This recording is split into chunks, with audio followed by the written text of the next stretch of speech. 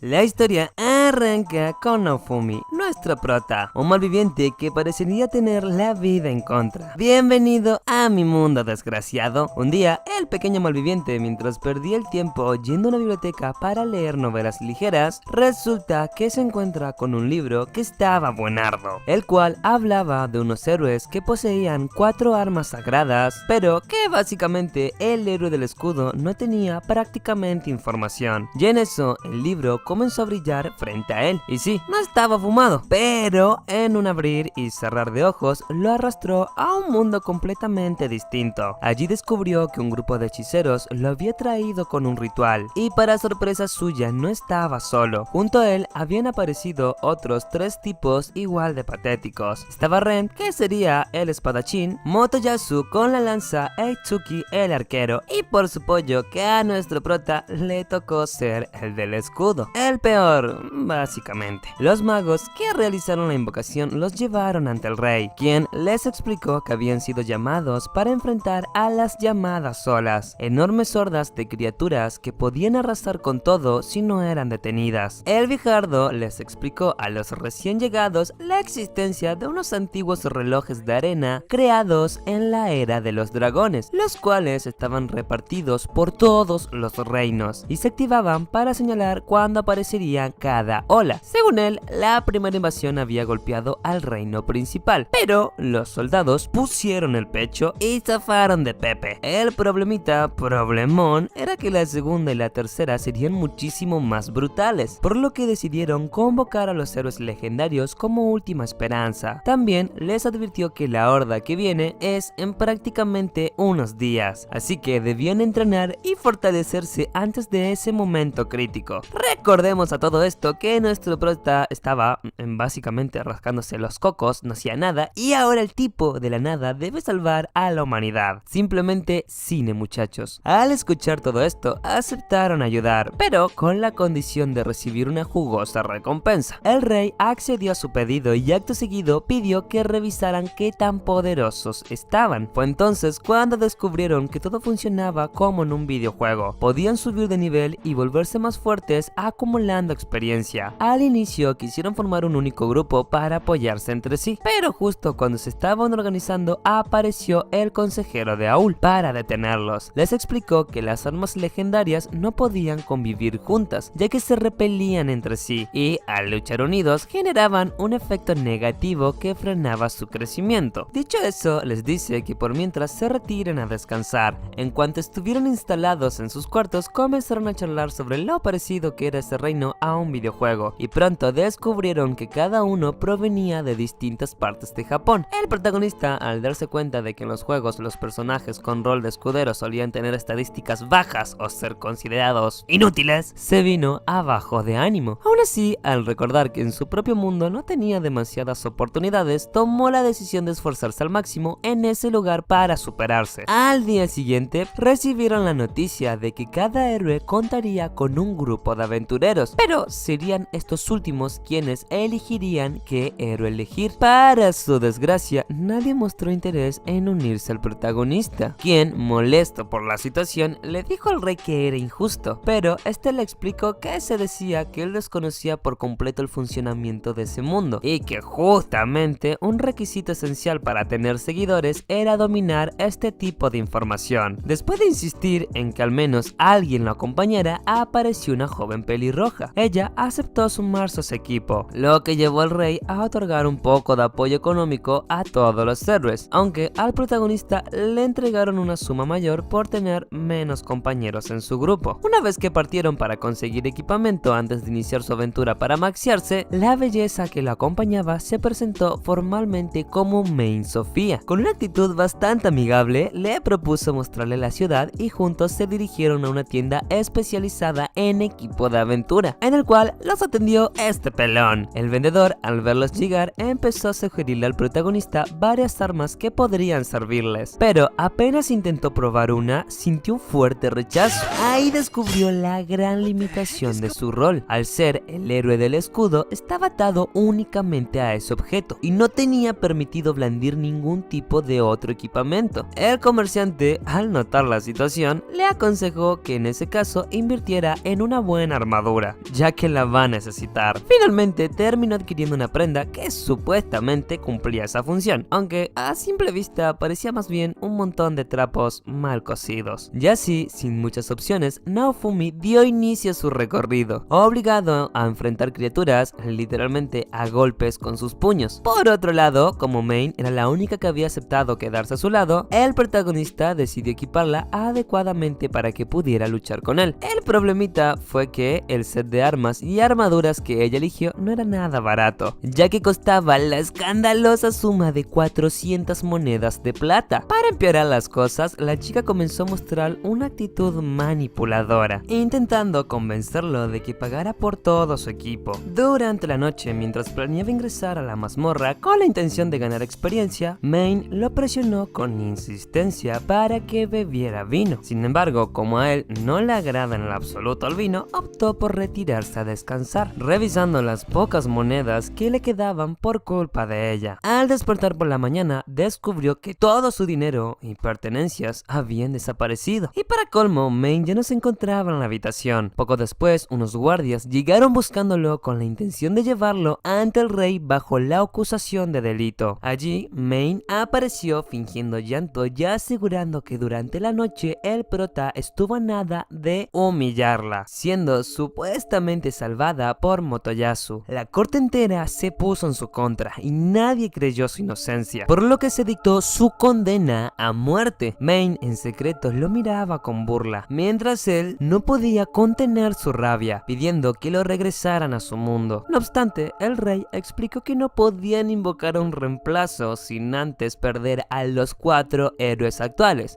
además de que la siguiente ola estaba muy cerca. Con ese pretexto lo dejaron en libertad, aunque obviamente fue humillado por Machito y encima lo dejaron sin dinero. El pueblo entero lo despreciaba al reconocerlo como criminal, y al caminar el pelón casi lo agarra a puños, pero su mirada fue suficiente como para que él le creyera. Bien, pelón, siempre supe que eras un tipazo. De la nada, el pelón tiene un gestazo, ya que inesperadamente decide tenderle una mano y le entrega un atuendo nuevo. El protagonista, agradecido, le promete que en algún momento le devolverá el favor. Con esa pequeña ayuda, abandona la capital y se dirige a las afueras, donde inicia una batalla contra varias bolitas medias demoníacas, y después de muchas horas de esfuerzo continuo, finalmente consigue alcanzar el nivel 2. Al darse cuenta de la mala reputación que lo rodea, se las ingenia para llevar con él varias bolitas de esas vivas, ya que los comerciantes intentaban engañarlo a cada rato, así que empieza a intimidarlos mostrándoselas como advertencia, logrando que al menos lo tratan como cualquier cliente normal. Con ese método consigue reunir algo de dinero, lo suficiente para pagarle a Edgar, y pasados unos días encuentra unas plantas extrañas y decide absorberlas con su escudo, lo que le otorga una nueva habilidad y lo ayuda a comprender mejor el potencial de sus poderes. Gracias a esa técnica logra mejorar la calidad de las plantas que toca, y al utilizar la recolección termina vendiéndolas a un precio bastante alto. Todo un hombre de negocios. Más tarde entra a una taberna con la intención de cenar, pero nota que desde la traición que sufrió, la comida ya no tiene sabor para él. Mientras se reflexiona en silencio, 3 aventureros aparecen e irrumpen su comida. Una vez que lo siguen fuera del local, intentan robarle lo poco que había conseguido, por lo que el protagonista responde usando su escudo y los demonios bolitas épicos, consiguiendo ahuyentarlos y librarse del problema. Después de liberarse de aquella pelea, un comerciante de esclavos se le acerca ofreciéndole la posibilidad de conseguir compañía, asegurándole de que no habría lugar para traiciones, ya que todas sus mercancías estaban atadas a una maldición que impedía la desobediencia. En ese instante,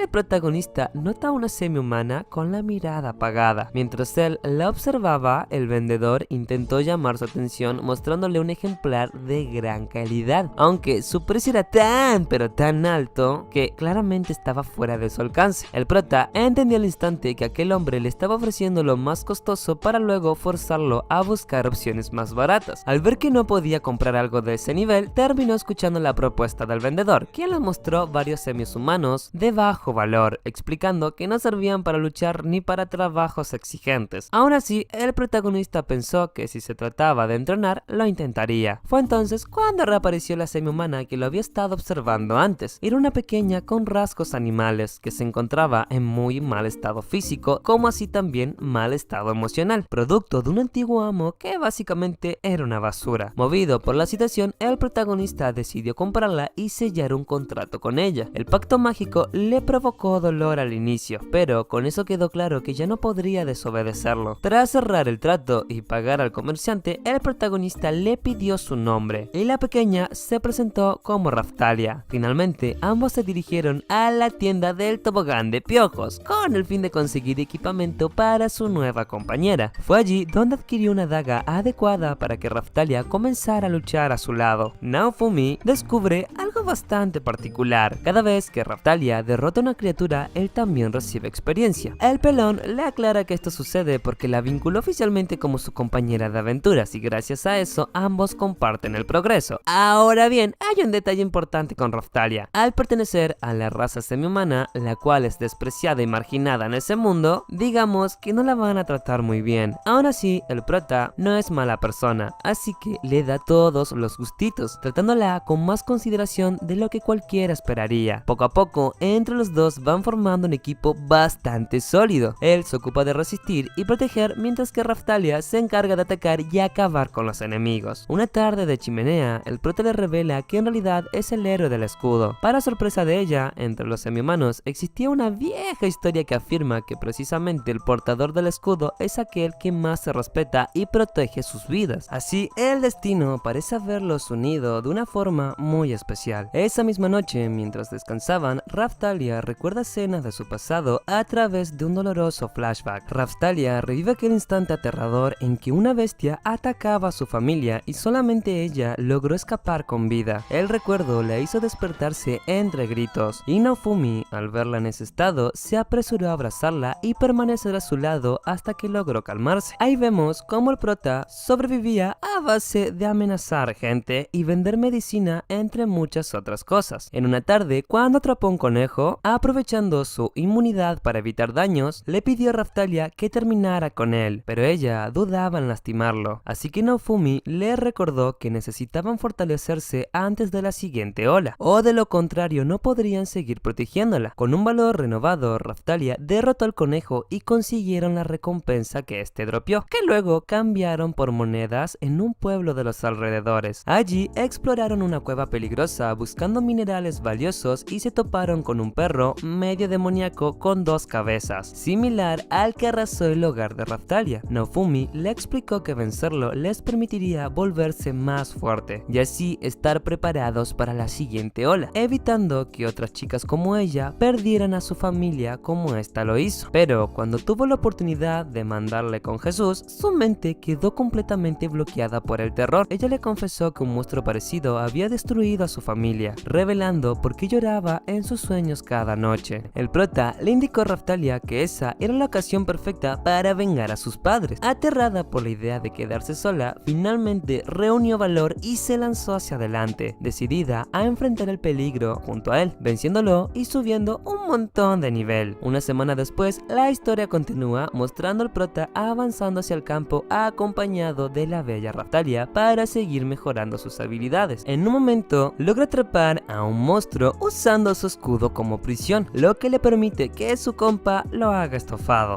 Y ahí se revela que Raftalia ha crecido notablemente en muchos aspectos en poco tiempo, y ese desarrollo físico también ha transformado su forma de ser. Más tarde, ambos visitan al pelón para pedirle que fabrique una armadura nueva para el prota, ya que la que estaba usando actualmente no resiste todos los ataques que enfrenta. El pelón decide ofrecerle una de sus mejores piezas, aunque el prota nota que es demasiado pesada, por lo que le solicita una armadura ajustada a sus medidas. El pelón promete tenerla lista para el día siguiente. Después de esto, el dúo va a cenar a una taberna. El protagonista pide un plato de niños para la waifu, pero ella se enfada, asegurándole de que ya no es una niña, y termina pidiéndole que pida lo mismo para ella. Al otro día, el protagonista recibe la armadura que, según el pelón, era conocida como la armadura de los salvajes, dejando a Raftalia totalmente impresionada por lo increíble que luce. Mientras Mientras tanto, varios soldados empiezan a movilizarse debido a que se acerca la próxima horda, que supuestamente ya debería haber sido hace rato, pero bueno, ¿qué se le va a hacer? Durante una visita a la iglesia para revisar cuánto tiempo faltaba para la próxima ola, se cruzan con los demás héroes. Motoyasu, intentando llamar la atención de Raftalia, hace el ridículo, pero ella lo ignora y regresa junto al prota. Ahí vemos cómo los otros héroes parecen ver a Naofumi como un estorbo en el campo de combate. Al volver a la posada, Raftalia le pregunta si tuvo algún conflicto con ellos, pero Naofumi se niega a contestar, convencido de que nadie le creería. Al otro día, la mayoría de los aventureros ya estaban listos para enfrentar la siguiente ola. Raftalia reafirma su lealtad a Naofumi, asegurándole que estará a su lado hasta que la muerte se la lleve. Finalmente se da por comenzada la horda y todos son transportados al lugar de combate. Mientras los demás héroes se lanzan directamente a la pelea, nuestros chiquitriquis se encargan de asistir a un pueblo que se encontraba a los alrededores. El plan de Naofumi consiste en atraer a los monstruos para que los aldeanos puedan escapar sin peligro, pero hay un pequeñito problema. Se da cuenta de que hay demasiadas criaturas. Rápidamente idea un método para reducir el daño y eliminar a la mayoría de enemigos, logrando que el pueblo quede más seguro. Los habitantes agradecidos deciden unirse a la lucha contra los monstruos. En medio del combate se topan con un enemigo demasiado poderoso y Raftalia interviene derrotándolo, pero justo después una lluvia de fuego empieza a hacer destrozos, la cual es provocada por los caballeros del reino. Raftalia explota de ira y le reclamó que atacaron sabiendo que Naofumi estaba presente, llamándolos unos desalmados. El enemigo gigante continuaba lanzando ataques mientras que Raftalia y Naofumi se ocupaban de todo lo que podían. La fuerza de Raftalia era impresionante y el comandante de los caballeros ordenó retroceder, pero otro caballero, al notar el coraje de Naofumi, decidió sumarse a la pelea, apoyándolo sin dudar. Mientras tanto, los demás héroes luchaban contra bestias igual de poderosas y de repente el cielo volvió a ser como era antes. Habían logrado superar la segunda ola y como reconocimiento de su valentía, el rey preparó un gran banquete para los héroes. El pueblo que Naofumi había salvado mostraba agradecimiento profundo, ya que fue de los pocos que se preocupó para ayudarlos. Naofumi se sintió orgulloso del crecimiento de Raftalia, quien había demostrado un esfuerzo tremendo y constante. Como recompensa por su dedicación, el rey organizó un festín para celebrar haber superado la ola, aunque Naofumi no tenía muchas ganas de asistir, pero de igual manera aceptó para recibir la recompensa. Raftalia comenzó a darle comida directamente, provocando que Motoyasu se pusiera celoso y terminara desafiándolo a un reto, ya que Motoyasu había descubierto que Raftalia era de su propiedad y consideró que mantenerla así era algo completamente inmoral, por lo que pidió que la liberaran en cuanto gane, aunque técnicamente no era ilegal lo que estaba haciendo el prota, pero el rey de igual manera aprovechó para intentar desprestigiar al prota, obligándolo a aceptar el duelo sin tomar en cuenta el testimonio de Raftalia, quien no era obligada a nada. La condición era que perdería el primero que cayera o se rindiera, pero el prota no estaba dispuesto a ceder fácilmente y demostró que ya no era el debilucho de antes. Aún recibiendo un daño considerable, reaccionó usando sus demonios con caras raras, como su única forma de causar daño efectivo. Aunque la táctica era bastante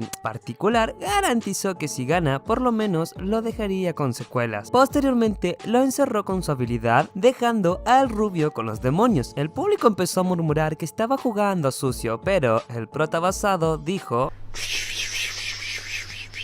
ahí lo noté, bro, en la libreta de las cosas que me recontra rechupan una... y terminó amenazando con causar daño grave para dejar claro que tenían razón en temerle. Pero de repente recibió un ataque a sus espaldas, algo injusto en un duelo 1 a 1, pero nadie defendió al prota. Motoyasu aprovechó la situación y lo golpeó con su lanza, logrando derrotarlo por completo. El prota apeló el resultado debido a la interferencia de Mei, pero el rey, Soreta asqueroso, lo acusó de mentir, revelando que ella era en realidad la princesa de ese reino, o sea, su hija. Y sí, a ver, de tal palo, tal astilla. Esta injusticia terminó provocando que el escudo de Naofumi emanara un poder descontrolado impulsado por la ira, mientras que el público insistía en que debía ser castigado por inmoral. Su cabeza estaba que se volvía loca, y la gota que colmó el vaso fue ver cómo liberaban a Raftalia de su sello y ella se retiraba. El prota se descontroló, intentando quitarse el escudo, pero que lamentablemente para él regresaba automáticamente. Sin embargo, la situación dio un giro cuando la waifu le metió un cachetazo al rubio por sus acciones, para luego decir que el prota la salvó y le debe todo a él. Sorprendentemente, Ren e Itsuki también denunciaron el fraude, mencionando que los nobles se hicieron los pendejos porque le temían a él. Cuando intentó acercarse a él, Naofumi la detuvo con agresividad, separándola y ordenándola para que se fuera, recordándole que su contrato había sido anulado. Aún así, ella percibió la verdad oculta en su corazón y le aseguró que lo que quería era permanecer junto a él, cumpliendo la promesa que había hecho desde el principio. Él, irritado y convencido de que la despreciaban por su escudo, intentó quitarlo por la fuerza, pero ella lo contuvo con firmeza, explicándole que ese escudo era mucho más poderoso de lo que imaginaba y que gracias a él lograron evitar la destrucción completa del pueblo. Naofumi replicó que nunca tuvo intención de proteger a nadie y que no había salvado nada, pero Raphtalia conocía la verdad, lo rodeó con sus brazos transmitiéndole que podía leer su corazón y que, aunque aparentara ser insensible, tenía un espíritu noble. Le declaró que ella era su espada y que lo seguiría sin importar a dónde fuera, hasta los confines del mundo. Al escuchar esas palabras, Naofumi entendió que era exactamente lo que siempre había deseado oír. Sin embargo, recordó que ella le había prometido lo mismo justo antes de que ocurrieran las olas. Ella reafirmó que permanecería a su lado por siempre y en ese instante reveló su forma adulta, dejando claro que ya no era la niña que él recordaba y le pidió que la acompañara durante toda su vida. Al día siguiente, Raphtalia llevó al protagonista un plato que había preparado con restos de las exquisiteces de la fiesta anterior. Al probarlo, él descubrió que su sentido del gusto había vuelto por completo, lo que lo dejó lleno de alegría inmediata. Poco después, los héroes fueron convocados ante el viejo sinvergüenza, quien comenzó a otorgar bolsas con oro y cosas de ricos. Obvio que a todos menos a Naofumi, pero Ren y Itsuki intervinieron para defenderlo, recordándole que él había sido quien había salvado al pueblo de Ryute durante la ola, lo que obligó al rey a concederle al menos una recompensa mínima. Luego, Naofumi y Raphtalia se dirigieron a Veloukas, ya que Raphtalia expresó su deseo de recuperar la maldición que le ataba al prota. Naofumi le mencionó que no tenía por qué hacerlo, pero ella insistió queriendo que su lealtad fuera visible para él. Más tarde, este le sugirió al protagonista invertir en un filolial, una especie de pájaro gigantesco fachero que son encargado de transportar cosas. El hombre añadió que estaba la posibilidad de obtener un dragón de los huevos de estos pajarotes. Motivado, Naofumi compró un huevo de filolial para luego ir a lo de una bruja, quien le agradeció por salvar al reino de Ryut y le entregó un grimorio para que él y Raphtalia pudieran aprender magia. Finalmente decidieron pasar la noche en Ryut, donde el huevo finalmente nació y salió un filolial medio delicado al que el prota le puso filo. Filo había alcanzado un tamaño tan imponente que ya podía llevar a Naofumi sobre su lomo sin problemas. Fue durante su estancia en el poblado de Lut cuando la princesa Malti apareció con un decreto oficial en mano. En él se anunciaba que Motoyasu sería designado como gobernador del lugar y además se imponía un peaje de 50 monedas para cualquiera que quisiera entrar o salir de la aldea. Aquella suma era absurda, algo que Naofumi no tardó en señalar, pero como siempre Motoyasu permanecía ciego ante la evidente manipulación. Los habitantes de Lut, indignados por semejante abuso, no podían ocultar su furia, aunque Malti se mostraba indiferente a sus quejas y no dudaba en amenazarlos con el apoyo de sus soldados. En ese instante, un grupo de encapuchados irrumpió la escena para detenerla y entregarle un mensaje extraño que logró inquietarla. Alterada por la situación, la princesa lanzó un desafío, proponiendo un duelo entre el héroe del escudo y el de la lanza para decidir quién se quedaría con el título de gobernador. Naofumi no tenía la menor intención de involucrarse en ese juego, pero la desesperación de los aldeanos lo empujó a aceptar. El enfrentamiento se definiría en una carrera, aunque Motoyasu partía con ventaja al contar con un dragón. No conforme con eso, se burló de Filo, menospreciándola por ser solo una ave. Sin embargo, la criatura reaccionó de inmediato y le dio un golpe en el lugar más doloroso posible, provocando que Naofumi mostrara una sonrisa genuina, algo que hacía mucho tiempo no sucedía. En plena carrera, los soldados enviados por el rey intentaron hacer trampa a Naofumi, poniéndole obstáculos, pero Filo se enfureció y aceleró tanto que terminó ganándole a la rubia cara de caca, evolucionando al mismo tiempo. La pelirroja trató de acusarlo de hacer trampa, pero los agentes de la reina que estaban espiando todo aparecieron y dejaron en claro que el verdadero infractor había sido Motoyasu. Esta se retiró con vergüenza y los aldeanos agradecieron al héroe del escudo, quien únicamente pidió una carreta y un pase especial para evitar los peajes del reino. Más tarde, Raphtalia se mareó y el grupo se detuvo a descansar en una fogatita. A la mañana siguiente, Naofumi despertó despertó y encontró a una niña rubia dormida a su lado, así por la cara. Después continuaron su viaje con ella, y al notar que esta tenía hambre, Naofumi le ofreció su sándwich, pero ella se transformó en su forma de ave, o sea que era Filo, y se lo comió completo, revelando que esta era una princesa filolial con la capacidad de cambiar de apariencia. Mientras buscaban ropa para ella, se toparon con una costurera capaz de confeccionar prendas resistentes a sus transformaciones, aunque necesitaba un material especial creado con el maná de la portadora. Para conseguir el hilo mágico que necesitaban, fueron a la tienda de la bruja, pero justo la máquina que lo producía había quedado inservible porque su piedra se rompió, por lo tanto debían encontrar otra para poder continuar con su camino. Durante este se encontraron con un hombre que descendía de la montaña y les pidió ayuda para bajar, ya que debía entregar medicina con urgencia. El prota aceptó llevarlo únicamente si le daba una moneda de plata, mostrando su lado negociador. Al llegar descubrieron que la medicina era para la madre del sujeto, y como el héroe del escudo tenía talento preparando remedios, elaboró uno especial para la mujer, que mejoró al instante, y como el hombre era